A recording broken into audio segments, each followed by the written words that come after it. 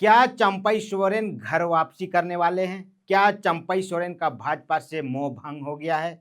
ऐसे तमाम सवाल इन दिनों राजनीतिक गलियारों में तैर रहे हैं। जी हाँ, राजनीति में कुछ भी संभव है। यहाँ ना कोई दोस्त होता है ना दुश्मन, इसलिए तो राजनीति को संभावनाओं का अखाड़ा माना जाता है। जोहार, मैं हूँ गोविंद टोप्पो और आप देख रहे हैं लोकतंत्र 19।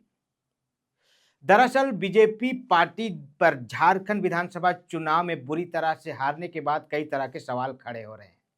सवाल इसलिए खड़े हो रहे हैं क्योंकि बीजेपी ने जिस तेजी और आक्रामकता के साथ इस चुनाव को लड़ा था, उसके अनुरूप परिणाम हासिल नहीं कर पाया।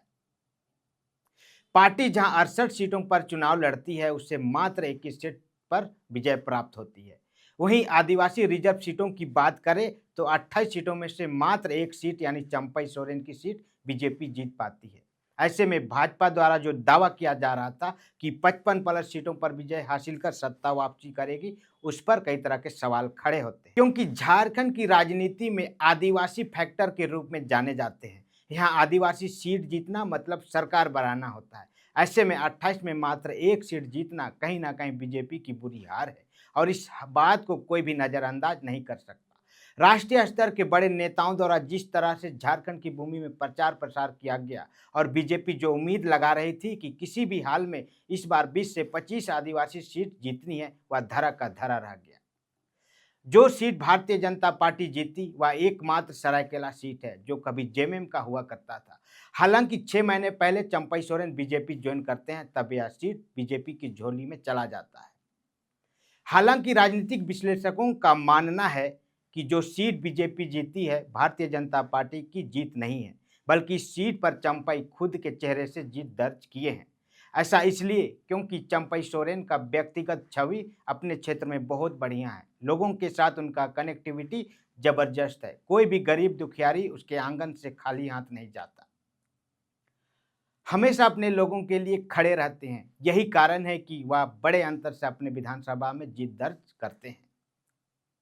ऐसे में भारतीय जनता पार्टी द्वारा बीते दिनों आयोजित समीक्षा बैठक में चंपई सोरेन का शामिल नहीं होना कई तरह के सवाल खड़े कर रहे हैं। दबे जुबान ही सही, लोग यह भी बातें कर रहे हैं कि अब चंपई सोरेन बीजेपी से मोह भंग हो रहा है और ऐसी स्थिति में बहुत जल्द घर वापसी कर सकते हैं।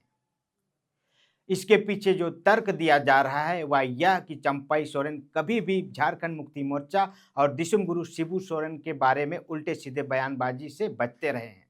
आप अक्सर मीडिया बयानों में चंपई को सुने होंगे। वे अक्सर गुरुजी को आदर्श मानते हैं, उसे अपना बड़ा भाई और बड़े गुरु की तरह मानते हैं। ऐसे में कहीं ना कहीं चंपई सोरेन के दिल में झारखंड मुक्ति मोर्चा के प्रति एक कोने में प्रेम दिखता है और वह प्रेम लोगों को लगता है कि चंपई सोरेन घर में वापसी के लिए तैयार हो रहे हैं।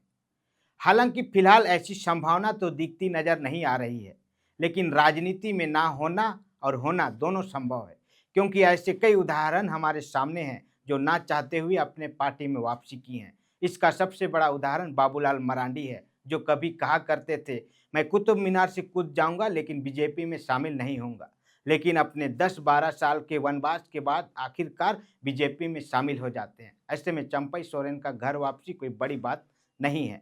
इधर जेएमएम के बड़े नेताओं के बयान भी आप सुने होंगे, जिसमें अक्सर कहा करते हैं कि चंपई चाचा हमारे गुरु हैं, उनका घर वापसी का हम बेसब्री से इंतजार कर रहे हैं। वह जब भी घर वापसी करेंगे हम उनका दिल खोलकर स्वागत करेंगे। बाकी आपको क्या लगता है, क्या चंपई सोरेन को जेएमएम वापस आ जाना चाहिए या फिर भाजपा में ही रहकर अपने पॉलिटिकल करियर को आगे बढ़ाना चाहिए? आप अपनी प्रतिक्रिया कमेंट बॉक्स में दे सकते हैं। फिलहाल आज के लिए इतना ही। फिर मिलते हैं कोई ऐसे ही विषय के साथ। तब तक के लिए बहुत बहुत धन्यवाद। आभार। जोहार।